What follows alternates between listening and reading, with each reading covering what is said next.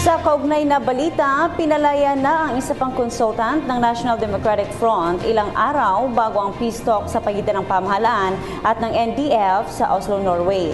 Kinumpirma ng Legal Counsel ng NDF Peace Panel na si Attorney Edre Olalia ang pagpapalaya kay Ruben Saluta mula sa Camp Bagong Diwa sa Taguig City.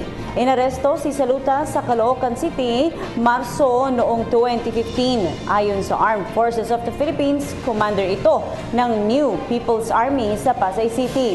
Nilabag umano ni Saluta ang Anti-Rebellion Act of the Philippines dahil sa kanyang pagkikibahagi sa NPA.